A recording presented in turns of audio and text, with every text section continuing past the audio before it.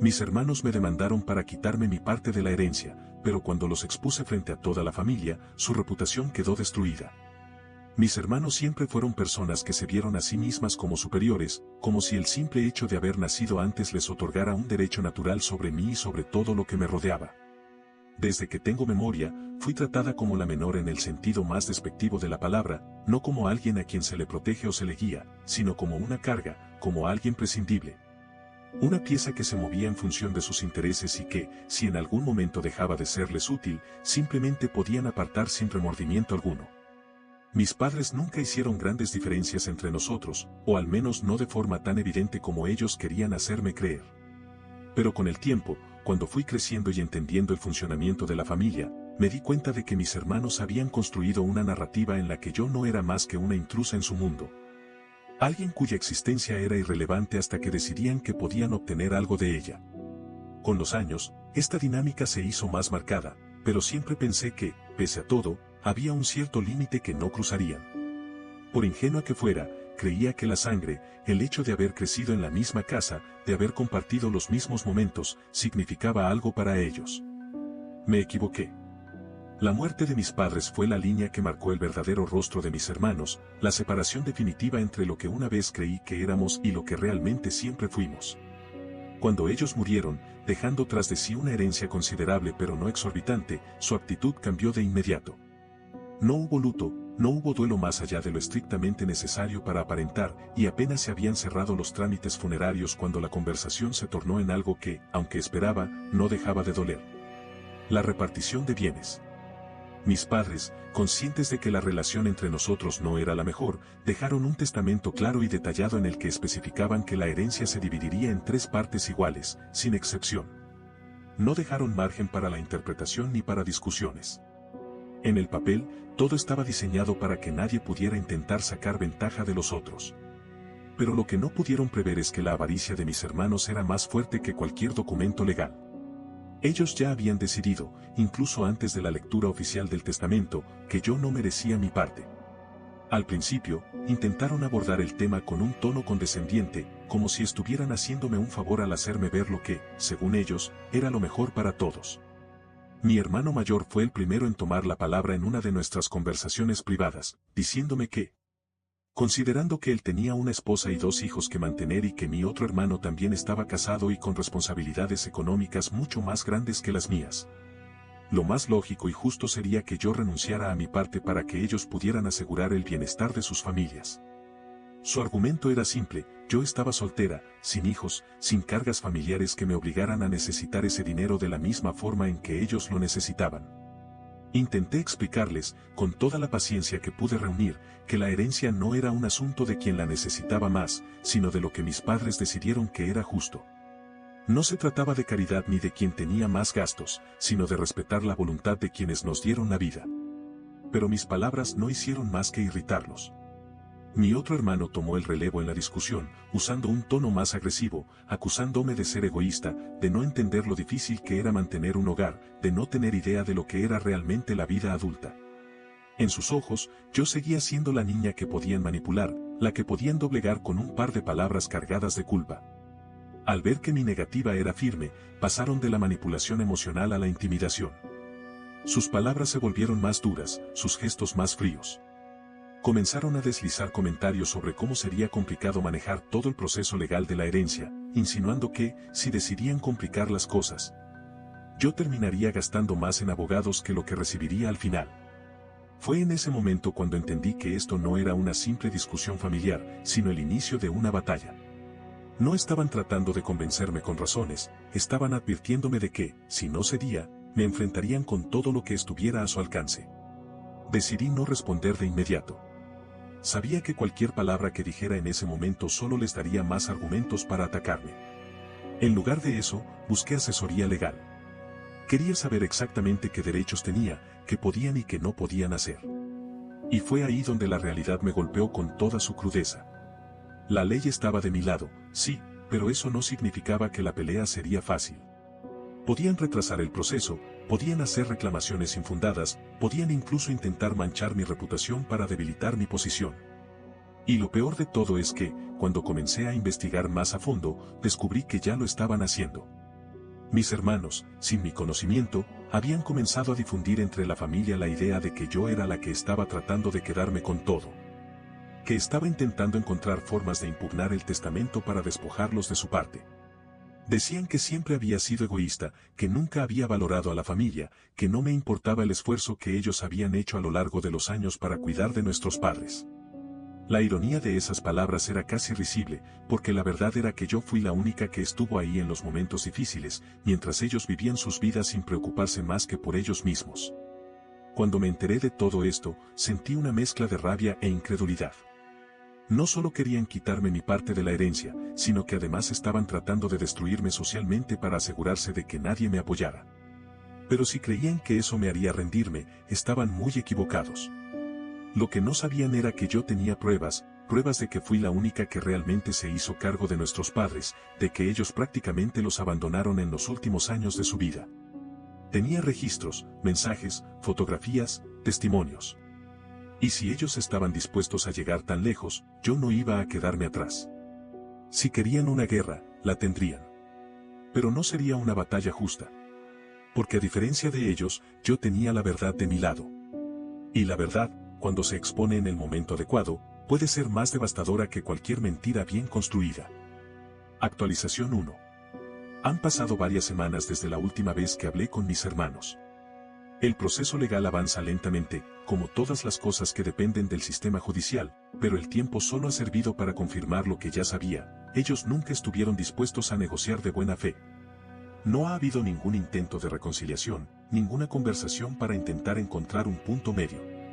Al contrario, cuanto más me aferro a mi derecho sobre la herencia, más agresivos se han vuelto en su estrategia para intentar dejarme sin nada. Pero lo que no saben es que, en ese mismo tiempo, he estado recopilando todo lo necesario para que cuando llegue el momento, no solo los derrote, sino que los destruya públicamente. Al principio, cuando comencé a revisar todos los documentos relacionados con la herencia, me enfoqué únicamente en el aspecto legal. Quería estar segura de que no había ningún vacío que ellos pudieran usar en mi contra, de que el testamento era sólido y no dejaba margen para interpretaciones. Pero mientras más investigaba, más cosas turbias salían a la luz.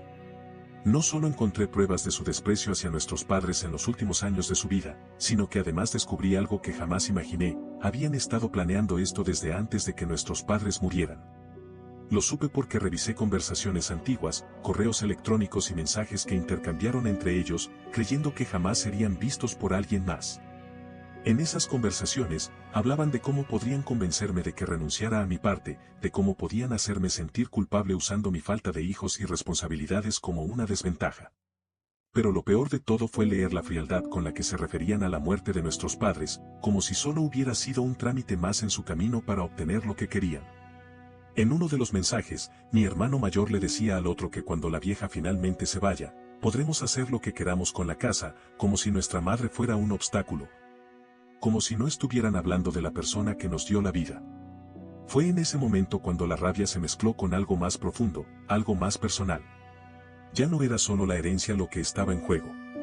Era el respeto por la memoria de mis padres, por todo lo que hicieron por nosotros, por todo lo que significaron. Mis hermanos no solo querían quedarse con todo, sino que además lo hacían sin un mínimo de respeto, sin siquiera el más leve indicio de duelo o gratitud. Y eso era algo que no podía permitir. Decidí que, si ellos querían jugar sucio, yo lo haría mejor. Así que comencé a recopilar pruebas, no solo sobre su falta de interés en nuestros padres cuando estaban enfermos, sino también sobre cómo se aprovecharon de ellos en vida. Porque lo que mucha gente en nuestra familia no sabía era que mis hermanos llevaban años manipulando a mis padres para que les dieran dinero. Con excusas que iban desde necesitamos ayuda con la hipoteca hasta los niños necesitan más cosas y estamos en una mala racha. Siempre encontraban una forma de sacarles algo, pero nunca estaban presentes cuando realmente los necesitaban. Revisé extractos bancarios, encontré transferencias de grandes sumas de dinero a sus cuentas en momentos en los que ellos afirmaban estar pasando por dificultades. Vi cómo mis padres les prestaban dinero que jamás fue devuelto, cómo se encargaron de exprimirlos hasta el último momento sin el menor remordimiento. Y mientras hacía esto, recordé todas las veces que mi madre mencionó, casi con tristeza, que a mis hermanos solo los veía cuando necesitaban algo. En ese momento no supe interpretar esas palabras con la seriedad que merecían, pero ahora todo tenía sentido. Mientras tanto, ellos seguían con su teatro ante la familia. Decían que yo era la que quería despojar a la familia de sus bienes, que estaba obsesionada con el dinero y que no me importaba nada más. Cuando algunos familiares me llamaron para pedirme explicaciones, entendí que mis hermanos estaban moviendo piezas para aislarme, para ponerme en la posición de la villana antes de que yo pudiera defenderme. Pero lo que ellos no sabían era que yo ya había previsto esto. Me limité a decirle a cada persona que me preguntaba que, cuando fuera el momento adecuado, la verdad saldría a la luz. No discutí, no intenté justificarme. Sabía que cualquier palabra que dijera podía ser tergiversada y usada en mi contra. En cambio, esperé. Esperé pacientemente mientras seguía reuniendo pruebas, mientras preparaba mi estrategia. En la parte legal, mi abogado me confirmó que sus argumentos eran endebles y que su demanda no tenía fundamento. No podían probar que yo no merecía la herencia porque los documentos demostraban lo contrario. Pero la batalla judicial era solo una parte del problema. Lo que realmente importaba era lo que ocurría fuera de los tribunales, la guerra de percepción que ellos estaban librando contra mí. Así que decidí que, cuando llegara el momento, no me limitaría a ganar el juicio. Quería algo más. Quería que todos supieran lo que habían hecho, quería que sus máscaras cayeran frente a la misma familia a la que estaban intentando engañar. Y tenía todo listo para hacerlo. Lo que mis hermanos no entendían era que yo ya no era la niña ingenua a la que podían manipular con palabras bonitas o amenazas veladas. Habían subestimado a la persona equivocada, y cuando llegara el momento de exponerlos, no habría vuelta atrás. Actualización 2. El día del juicio finalmente llegó. Después de meses de tensión, de preparar cada detalle con meticulosidad, de contener la rabia y la indignación mientras mis hermanos seguían con su campaña de difamación en mi contra. Por fin había llegado el momento en el que todo saldría a la luz. Sabía que no iba a ser fácil. Ellos no eran el tipo de personas que admiten la derrota con dignidad y estaba segura de que intentarían cualquier artimaña para desacreditarme, para seguir sosteniendo su historia. Esa versión manipulada de la realidad en la que yo era la villana, la egoísta, la ingrata que quería arrebatarles lo que, según ellos, les correspondía por derecho. Cuando entré en la sala, ellos ya estaban ahí. No me miraron directamente, pero sus posturas rígidas y las expresiones tensas en sus rostros hablaban por sí solas. Sabían que tenían que mantener la compostura frente al juez, pero también sabían que yo no me iba a quedar callada. Mi abogado me había advertido que lo más importante era mantener la calma, no caer en provocaciones, no dejar que me sacaran de mis casillas con sus mentiras. Pero lo cierto es que no me preocupaba. Sabía lo que tenía, sabía que las pruebas eran contundentes, que lo único que necesitaba hacer era esperar a que ellos mismos se enredaran en sus propias mentiras. El juicio comenzó con la presentación de sus acusaciones. Su abogado habló primero, con ese tono estudiado que buscan los defensores cuando saben que su caso se sostiene con alfileres pero tienen que fingir seguridad. Argumentó que mis hermanos tenían un papel más importante en la vida de nuestros padres, que fueron ellos quienes los apoyaron económicamente en sus últimos años, que mi contribución había sido mínima en comparación y que, por lo tanto, lo justo era que recibieran una mayor parte de la herencia. Dijo que, si bien el testamento especificaba una división equitativa, eso no reflejaba la realidad de la situación, que la voluntad de mis padres debió haber sido reconsiderada con base en las circunstancias. No pude evitar soltar una risa irónica, lo suficientemente baja para no interrumpir pero lo bastante evidente para que la notaran. Era impresionante la manera en que intentaban distorsionar los hechos. Sabía que era parte de su estrategia, que querían hacerle creer al juez que yo era una oportunista, que estaba reclamando algo que no me correspondía por derecho moral. Pero lo que ellos no sabían es que estaba preparada para esto. Mi abogado tomó la palabra y comenzó desmontando su versión con hechos, con pruebas, con documentos irrefutables. Presentó los registros médicos que demostraban que fui yo quien estuvo a cargo de nuestros padres en sus últimos años, los informes de las visitas al hospital, las facturas de medicamentos que yo misma pagué. Los mensajes de mis hermanos en los que inventaban excusas para no hacerse cargo. Pero lo mejor vino cuando presentó los estados financieros que demostraban que, lejos de haber sostenido económicamente a nuestros padres, mis hermanos habían sido una carga para ellos. El juez revisó con atención los documentos, mientras mis hermanos evitaban mirarme. Sabían lo que venía, sabían que la imagen de hijos responsables que intentaron venderse estaba desmoronando frente a todos. Pero lo que realmente los puso contra la pared fue cuando mi abogado presentó los correos electrónicos en los que hablaban de cómo planearon quitarme mi parte de la herencia incluso antes de la muerte de nuestros padres. Esos mensajes, escritos por ellos mismos, donde discutían cómo podrían manipularme, cómo usarían mi falta de hijos como argumento, cómo tergiversarían los hechos para que pareciera que yo no había hecho nada por nuestra familia. El silencio en la sala fue absoluto cuando el juez leyó uno de esos correos en voz alta. Mi hermano mayor, el mismo que había hablado con tanta seguridad al principio, bajó la mirada, mientras el otro se removía incómodo en su asiento. Su abogado intentó interrumpir, argumentando que los mensajes eran privados y que no reflejaban la situación completa, pero el juez lo detuvo con una sola mirada. Sabía que lo que tenía ante sí era más que suficiente para ver la verdadera intención detrás de la demanda. Pero la humillación no terminó ahí. El juez permitió que los testigos hablaran, y ahí fue cuando la farsa de mis hermanos terminó de derrumbarse. Vecinos de mis padres declararon que rara vez los veían visitarlos, que yo era la única que se hacía cargo de ellos, que muchas veces me vieron llevarles comida, ayudarlos con sus medicinas, acompañarlos a sus citas médicas. Una amiga cercana de mi madre testificó que ella misma había escuchado a mis padres quejarse de que sus hijos mayores solo los buscaban cuando necesitaban dinero, que nunca estaban ahí cuando realmente los necesitaban. Cuando les llegó el turno de hablar, mis hermanos intentaron defenderse, pero lo único que lograron fue quedar en ridículo. Mi hermano menor dijo que él no recordaba haber escrito esos correos, que seguramente habían sido sacados de contexto. El mayor intentó insistir en que yo solo estaba exagerando, que sí habían ayudado a nuestros padres pero que no guardaban pruebas de todo lo que hacían porque no esperaban tener que demostrarlo. Sus palabras sonaban débiles, sin convicción, como si ni siquiera ellos mismos creyeran en sus propias excusas. El juez no tardó en dar su veredicto. La demanda no solo fue desestimada, sino que además el juez los reprendió por intentar usar el sistema judicial para beneficiarse de manera fraudulenta. Ordenó que los bienes fueran repartidos según lo estipulado en el testamento y dejó claro que cualquier intento de seguir disputando la herencia sería considerado un abuso del sistema legal. Cuando todo terminó, mis hermanos salieron de la sala sin decir una palabra, sin siquiera intentar mirarme. Sabían que habían perdido, pero lo que aún no entendían es que esto apenas era el principio de su caída. Yo no iba a conformarme solo con ganar el juicio. Ellos habían intentado destruirme, arruinar mi reputación, quitarme lo que me correspondía, y ahora era mi turno de hacerlos enfrentar las consecuencias de sus actos. La familia, que hasta ese momento había permanecido en un estado de duda, de incertidumbre, de no saber a quién creer, pronto conocería la verdad. Y cuando lo hicieran, mis hermanos no solo perderían el dinero que tanto codiciaban, sino algo mucho más valioso para ellos, su imagen, su posición, la falsa reputación que habían construido a lo largo de los años. El juicio había terminado, pero la verdadera venganza apenas estaba comenzando. Actualización 3.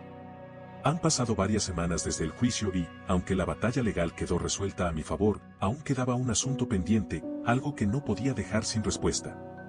Mis hermanos habían intentado destruirme, no solo en términos legales sino también en el ámbito familiar, tejiendo una red de mentiras para presentarme como la hija ingrata, la egoísta que quería arrebatarles lo que era suyo. Habían envenenado a los tíos, a los primos, a los conocidos, manipulando la narrativa a su conveniencia.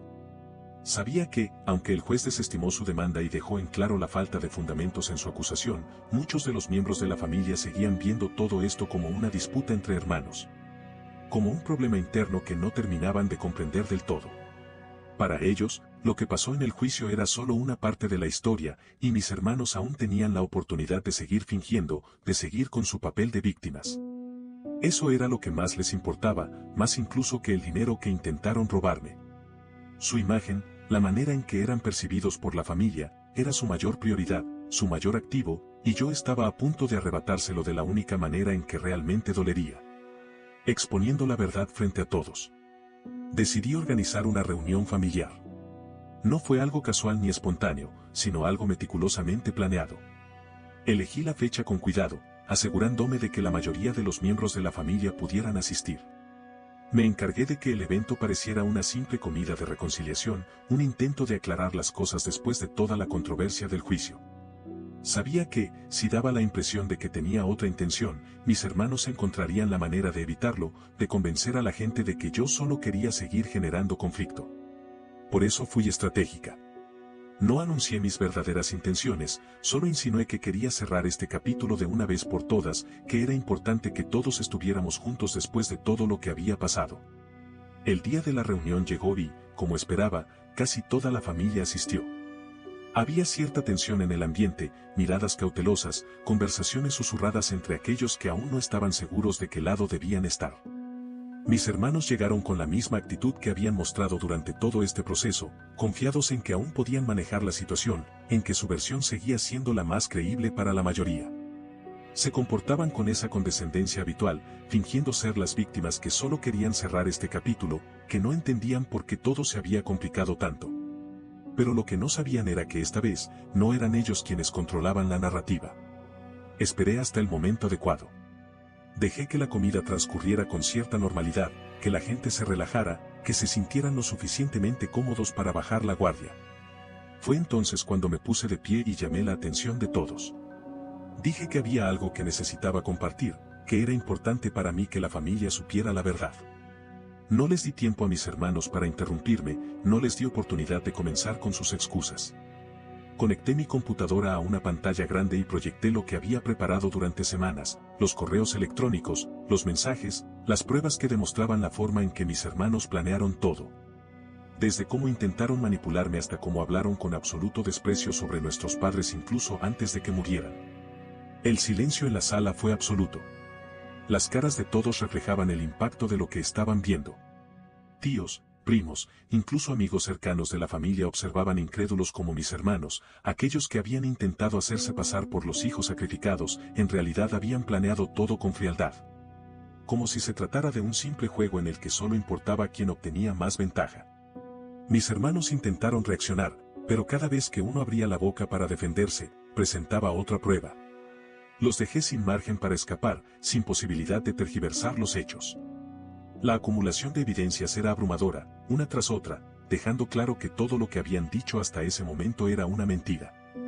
Mi tía materna fue la primera en romper el silencio, su voz llena de indignación mientras decía que no podía creer lo que estaba viendo.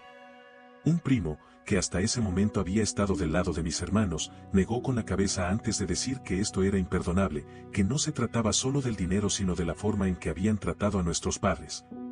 De la falta de respeto que demostraron hacia su memoria. La reacción fue inmediata. La familia, que hasta ese momento había permanecido en una especie de incertidumbre, comenzó a volverse en su contra. Algunos se levantaron de la mesa, mirándolos con asco y decepción. Otros los confrontaron directamente, preguntándoles cómo podían haber hecho algo así, cómo podían haber sido tan cínicos. Mis hermanos, por primera vez en todo este proceso, se vieron realmente acorralados. No tenían una salida, no tenían una mentira preparada que pudiera salvarlos. Su única reacción fue el silencio, el intento desesperado de evitar las miradas de todos, de fingir que no estaban siendo arrinconados por sus propias acciones. Cuando todo terminó, se levantaron y se fueron sin despedirse, sin intentar reparar nada, porque sabían que no había nada que pudieran hacer para cambiar lo que acababa de pasar. La familia no los volvería a ver de la misma manera. La imagen que tanto habían cuidado durante años se había hecho pedazos en cuestión de minutos, y esta vez, no había forma de reconstruirla. Me quedé en la casa un rato más después de que ellos se marcharon, conversando con los familiares que se quedaron, respondiendo preguntas. Escuchando las disculpas de aquellos que me habían juzgado erróneamente sin conocer la historia completa. Sentí una extraña mezcla de satisfacción y alivio, no solo por haberlos expuesto, sino porque por primera vez en mucho tiempo, me sentí verdaderamente libre de su sombra. No tenía que seguir defendiéndome de sus mentiras, no tenía que demostrar nada más. La verdad ya estaba sobre la mesa, y las consecuencias de sus actos lo seguirían por el resto de sus vidas. Actualización 4. Han pasado un par de meses desde la reunión familiar, desde el día en que expuse a mis hermanos ante todos y los dejé sin escapatoria, sin una mentira en la que refugiarse. No ha sido necesario hacer más que esperar para ver cómo sus vidas comenzaron a desmoronarse lentamente, pieza por pieza, como un castillo de naipes construido sobre una base frágil de engaños y manipulaciones. Su caída no fue inmediata, no hubo un gran escándalo público ni una confrontación final en la que admitieran su derrota, porque ellos nunca han sido el tipo de personas que reconocen sus errores. En cambio, fue un proceso gradual, casi imperceptible al principio, pero cada vez más evidente a medida que las consecuencias de sus actos comenzaban a alcanzarlos. Lo primero en desmoronarse fue su reputación dentro de la familia. Antes del juicio, antes de que todos supieran la verdad, mis hermanos se habían asegurado de mantener una imagen impecable ante los tíos, primos y conocidos. Eran los hermanos responsables, los que tenían familias que mantener, los que supuestamente habían hecho todo por nuestros padres mientras yo, según su versión, me mantenía al margen sin aportar nada.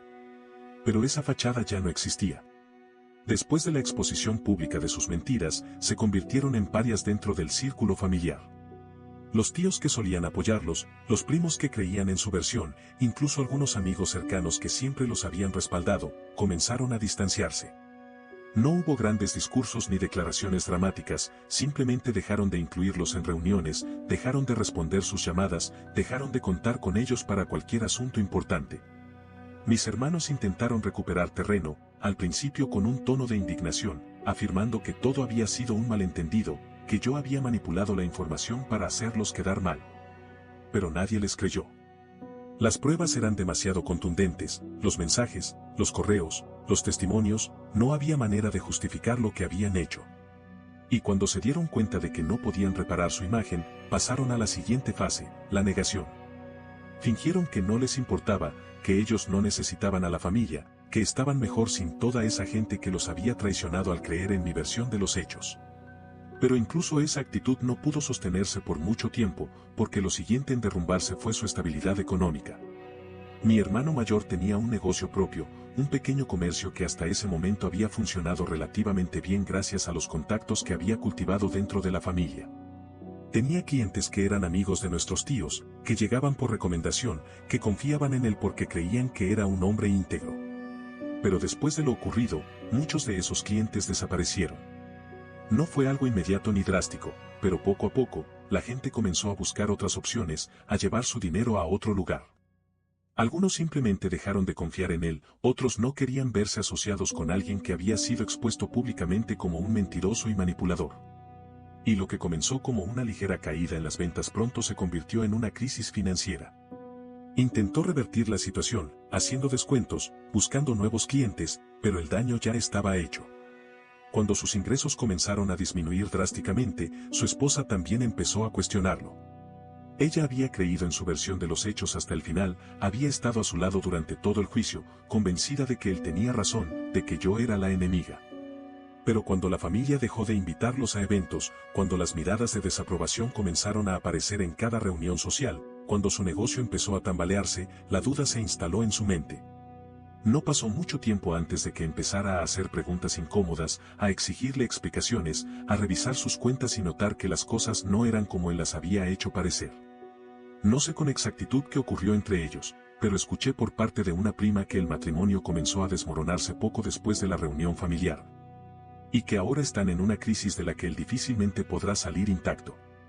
Mi otro hermano, el que dependía de un puesto dentro del negocio familiar, corrió con una suerte aún peor. Después de que los tíos descubrieron lo que hizo, tomaron la decisión de apartarlo del cargo que tenía en la empresa.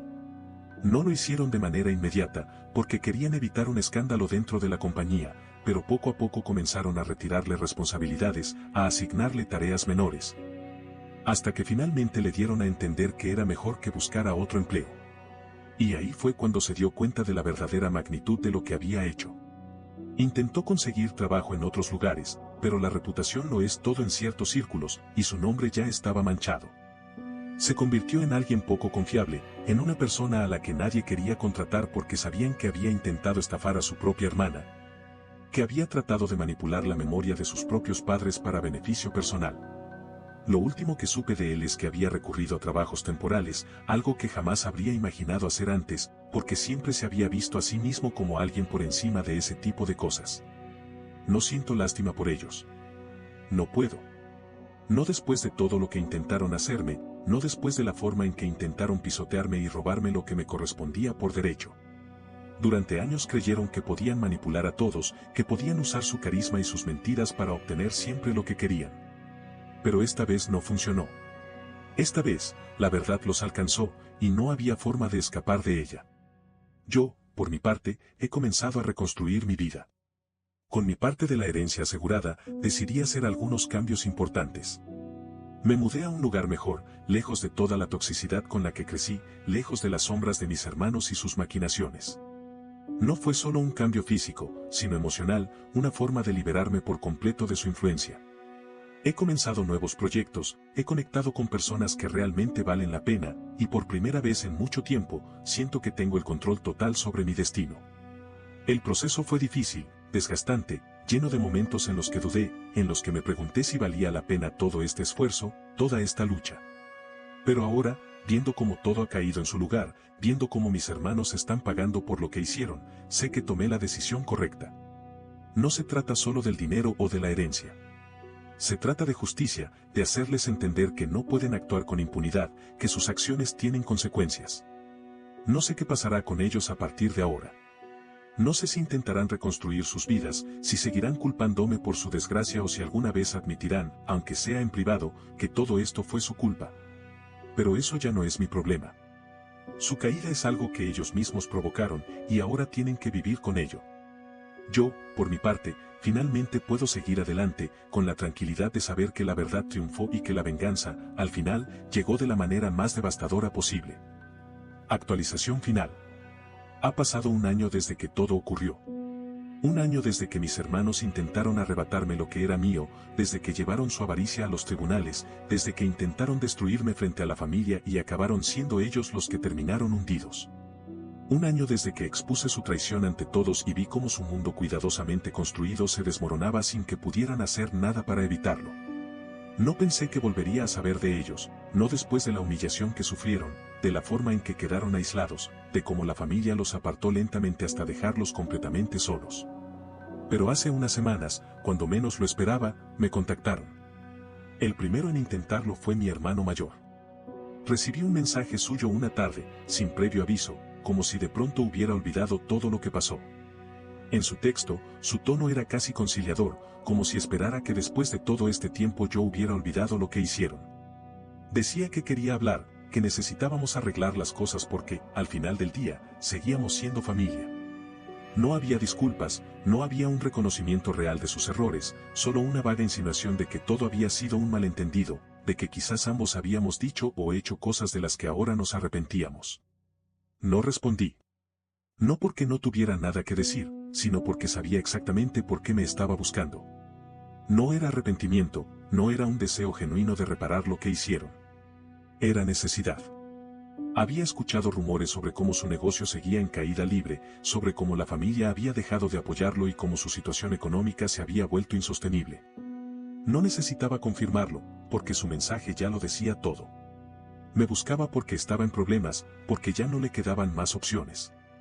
Días después, fue mi otro hermano quien intentó contactarme. Su estrategia fue diferente.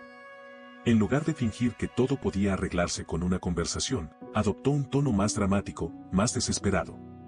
Su mensaje estaba lleno de palabras pesadas, de frases calculadas para despertar lástima. Me hablaba de lo difícil que habían sido los últimos meses, de cómo la familia lo había dejado de lado, de cómo había intentado encontrar estabilidad sin éxito. Insinuó, sin decirlo directamente, que necesitaba ayuda, que estaba en un punto en el que cualquier tipo de apoyo haría la diferencia. No pedía dinero abiertamente, pero la intención estaba ahí, flotando en cada palabra cuidadosamente elegida. Si hubieran intentado esto hace un año, quizás habría dudado. Tal vez una parte de mí habría sentido compasión, habría querido creer que realmente habían aprendido la lección, que el golpe había sido suficiente para que finalmente entendieran el daño que hicieron. Pero ya no soy la persona que fui antes de todo esto. No después de lo que me hicieron pasar, no después de la guerra que desataron en su afán de quedarse con lo que no les pertenecía. Así que respondí con la única verdad que necesitaban escuchar. Les dije que no. Les dije que yo no era la solución a sus problemas, que ellos mismos habían cavado su propia tumba y que ahora tenían que aprender a vivir con las consecuencias. Les recordé, sin rodeos, cómo me traicionaron, cómo intentaron manipularme, cómo quisieron arrastrarme a la ruina por su propio beneficio. Les dejé claro que no me interesaba reparar ningún lazo, que la familia que una vez tuvimos ya no existía porque ellos mismos la destruyeron. Y finalmente, les advertí que no volvieran a contactarme, que no intentaran jugar con mi compasión. Porque cualquier rastro de piedad que alguna vez pude haber sentido por ellos desapareció el día que decidieron que su avaricia valía más que el respeto por nuestros padres y por su memoria. No recibí respuesta. No esperaba recibirla. Sabía que no tenían nada que decir porque, por primera vez en sus vidas, se encontraron con alguien que no podían manipular, que no podían convencer con palabras bonitas o con discursos calculados para despertar culpa. Yo ya no era la hermana menor a la que podían doblar a su voluntad. Desde entonces, no he sabido nada más de ellos. No me interesa saberlo. Su destino ya no tiene nada que ver conmigo, y cualquier cosa que les ocurra de ahora en adelante es únicamente su responsabilidad. Me he centrado en mi vida, en aprovechar mi herencia de la manera en que mis padres habrían querido, en construir un futuro en el que su toxicidad no tenga cabida. A veces, cuando pienso en todo lo que pasó, en lo lejos que llegaron con tal de tratar de destruirme, me sorprende darme cuenta de que ya no siento rabia. No siento odio ni resentimiento, no tengo esa necesidad de seguir viendo cómo se hunden. Porque lo importante ya ocurrió. La justicia llegó, la verdad se impuso, y ellos fueron los únicos responsables de su propio colapso. Sé que, en algún punto, intentarán encontrar a alguien más a quien culpar por su situación, porque siempre han sido así, incapaces de asumir responsabilidad por sus propios actos. Pero eso ya no me concierne. Lo que importa es que, por primera vez en mucho tiempo, estoy en paz. Y esa, más que cualquier otra cosa, es la mayor victoria que pude haber obtenido. No olvides dejar tu opinión en los comentarios, dejar tu like y compartir este video.